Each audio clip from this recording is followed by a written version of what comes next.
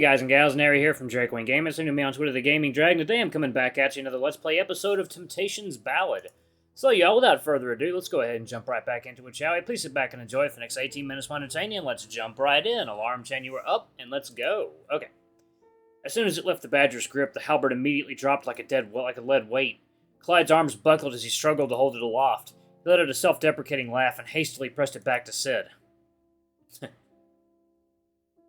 What a fool I was. Here lies my masterpiece, a weapon that most people can't even hold. Clyde marveled at the sight of Sidd holstering the Lanius, completely unbothered by its weight. I'm glad the Lanius has found itself a worthy wielder, though. There's a lot of potential hidden in this blade. Put it to good use for me, will you? Sidd gulped and scratched his head self-consciously. Well, oh goodness, okay. Well, I wouldn't call myself worthy or anything, but I'll do my best. He frowned. I still don't understand, though. You created two perfectly good masterwork weapons. Why did the blacksmithing guild end up kicking you out? Clyde sank back into his chair with a scowl. Nothing in life comes free. Nothing besides trouble. Remember how I said that these weapons required rare metals? It turns out Cole stole them from an important noble family. Artemi and Sidd exchanged shocked looks as Clyde continued bitterly. They were none too happy to find their precious metals where their precious metals ended up. It managed to piss off some powerful people. The nobles filed a massive complaint to the blacksmithing guild, who took the brunt of the blame for our misconduct. After paying a small fortune in fines, the guild was quick to blacklist me from all the forges in the city. No smith wants me anywhere near them. The tiger let out another bitter laugh. And so the bone breakers ended up with two masterwork weapons while all I got was a broken future. Artemi and Sidd sat in stunned silence. Wait, this must be a big misunderstanding. Cole isn't the kind of guy who would throw you under the bus like this, right, Artemi?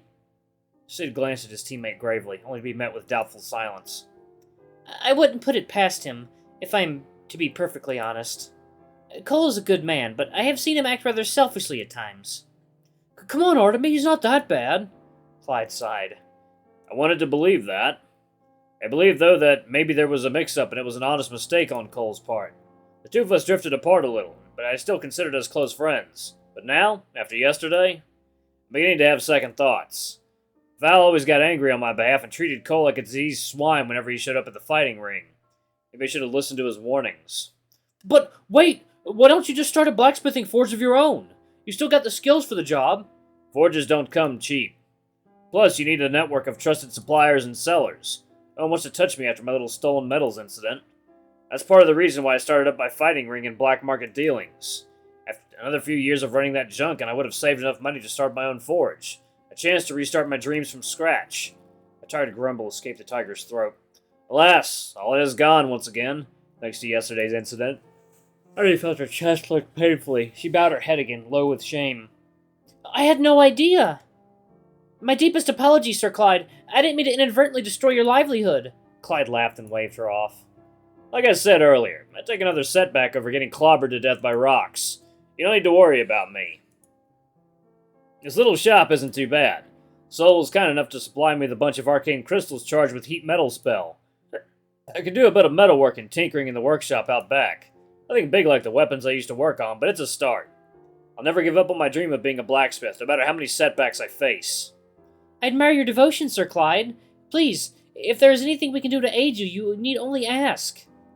Yeah, we kind of demolished your old job after all. We owe you this much. Clyde smiled kindly. Nah, you ain't gotta worry yourselves over me. I'll be fine on my own. Do pay me a visit sometimes, alright? The shopkeeper job feels a lot less exciting than organizing a fighting ring.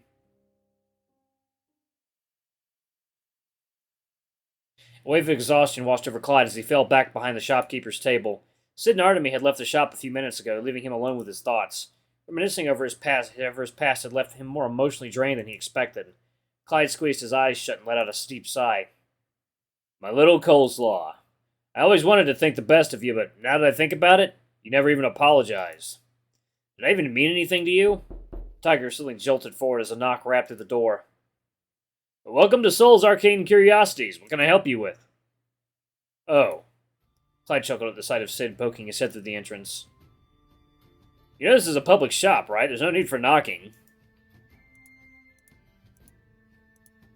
Right! Sorry, force of habit.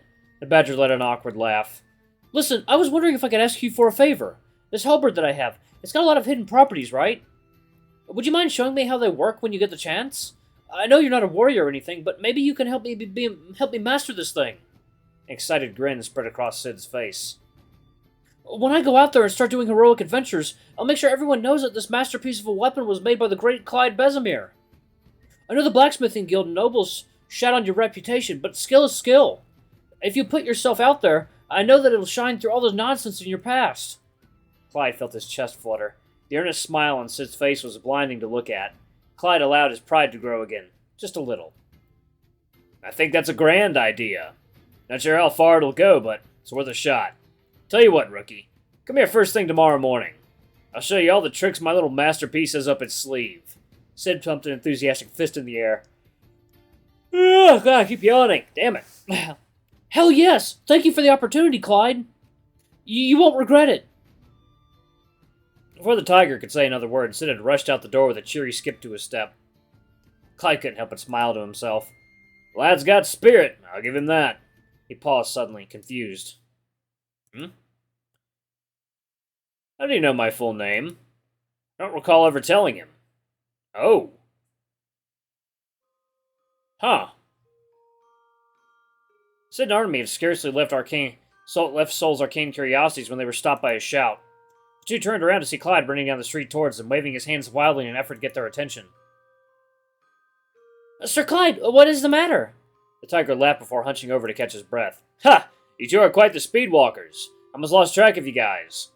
I'm surprised you not seem the type to lose your breath after such a short sprint. Are you feeling all right? Clyde smiled and waved away their worries. Just a little tuckered out after yesterday's events, that's all. Anyway, I wanted to speak with you. Sid jumped with a start.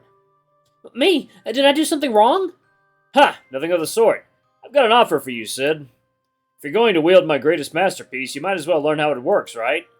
Come by the shop first thing tomorrow morning. I'll show you what it truly means to master the Lanius. Sid's face split into a thrilled grin. Really? You do that for me? I would be honored. Thank you so much, man. I really appreciate it. He laughed and scratched his head nervously. I'm still not sure if I'm worthy enough to wield such an important weapon, but I'll do my best to not disappoint. Clyde gave Sid a friendly pat on the shoulder. You got spirit, kid. Just hold yourself with a little more confidence, and you've got a great future ahead of you. Anyways, I gotta head back to work now. I'll see you first thing tomorrow morning. Artemi and Sid watched as Clyde hastily ran down the street back towards his shop. Sid pumped his fist excitedly. You're training to learn a masterwork weapon! Maybe this is my chance to finally fight by your side as an equal. What's the matter? Sid followed Artemi's gaze as she watched Clyde disappear around the corner of a street. Sir Clyde seemed uncharacteristically out of shape just now. I wonder if he's alright. I don't think that was Clyde. Nope.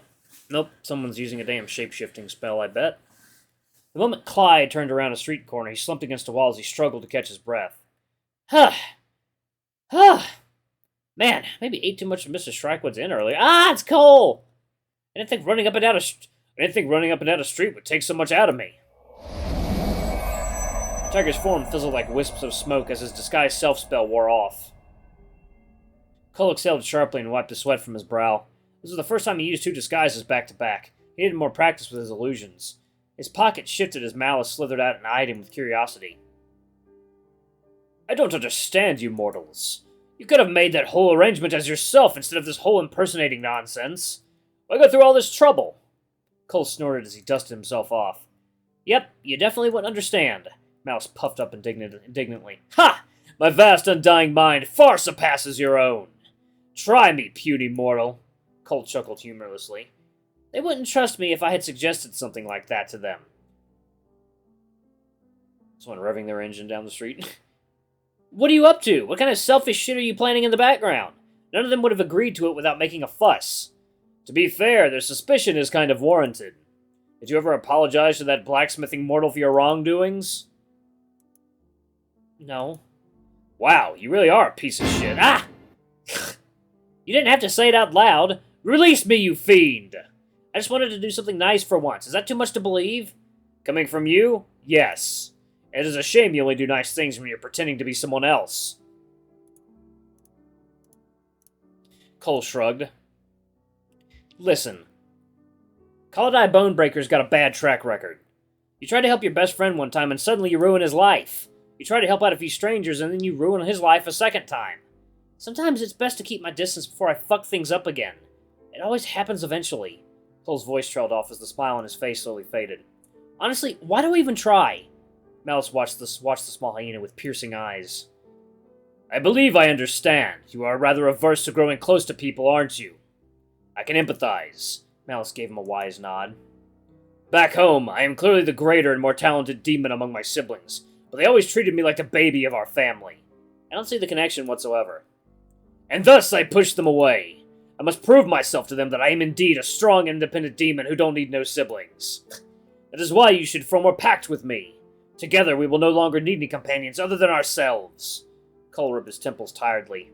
You're probably the most unconvincing demon the world has ever seen. Sheriff's office. Oh, okay. The sheriff's office. Oh god, why are we going back there? Not a good idea. The city watch office building was the same today as it always was, severely understaffed and swamped with paperwork. Oh look, a Wild West character. West was alone as he hunched behind his desk with a weary grumble. When he first began his job, he figured he'd be busy fighting crime and stopping evildoers instead of becoming a glorified secretary. His back was sore and his eyes heavy. The mountain of paperwork in front of him seemed endless. What he wouldn't do for a little distraction right about now. Yo, Wes, how's my favorite annoying city watcher doing today? What in the world? Wes screamed and jumped so hard that he slammed his kneecaps into the corner of his desk. Tears welled at the edge of his eyes as he clutched his leg with a whine. Clyde bone breaker, where? Wes paused and scanned the room furiously. The accursed hyena was nowhere in sight. Was he playing a prank on him again? Wes swore that he heard the little rascal just now. Psst!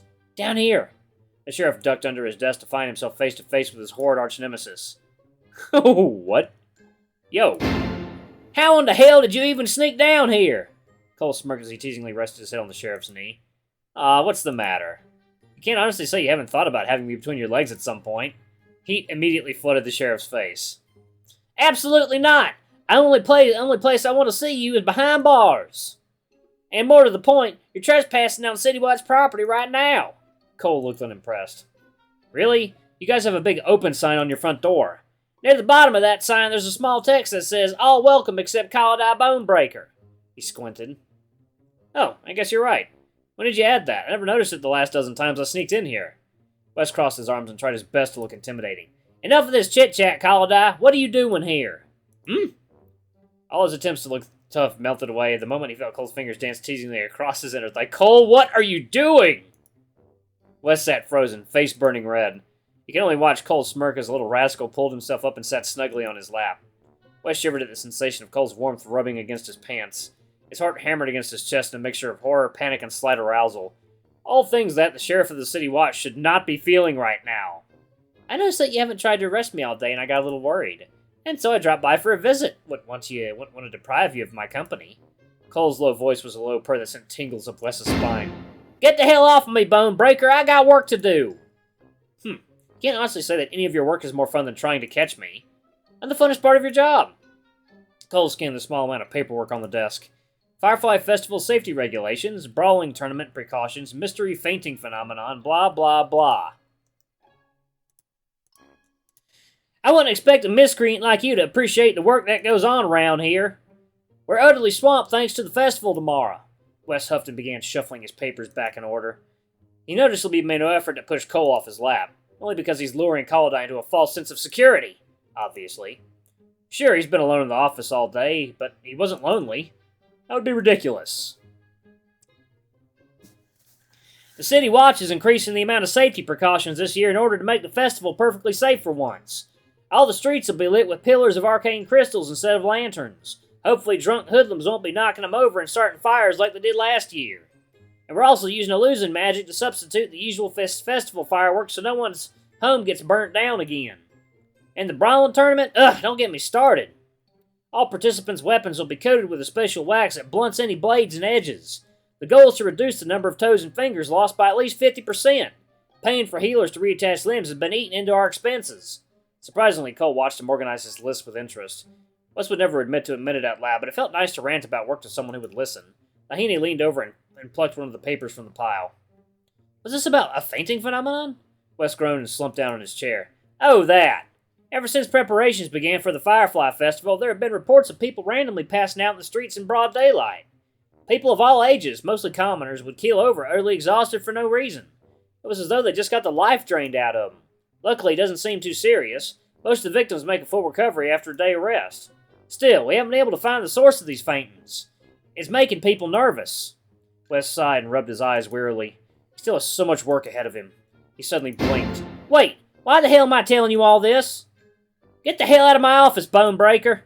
Cole smirked and grinded his hips against Wes's lap, forcing an embarrassed squeak out of him. Heh, I knew you secretly enjoyed my company.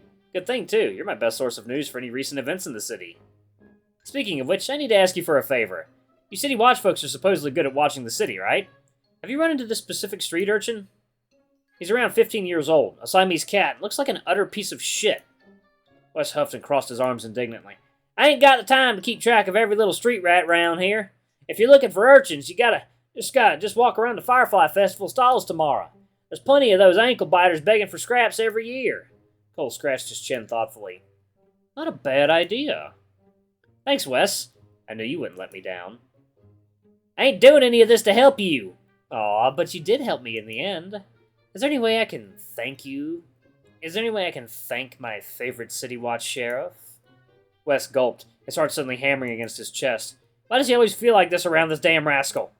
Cole gave him a sly smirk as he slid a teasing hand down his abdomen and danced teasingly around the hem of his pants. Come on, Wes, I know you wanna. Deep inside, that proud man of the law is the heart of a pervert. I... I'm gonna pause it right there. Oh my god, Cole, how do you keep doing this shit and getting away with it? Anyway, y'all, I'm gonna go ahead and pause it right there. Thank you all so much for watching. Don't forget to like, comment, subscribe, ring that notification bell. Leave a super thanks or a tip if you can, it always helps. Until the next video, I love you all. I'll see you next time. Bye-bye!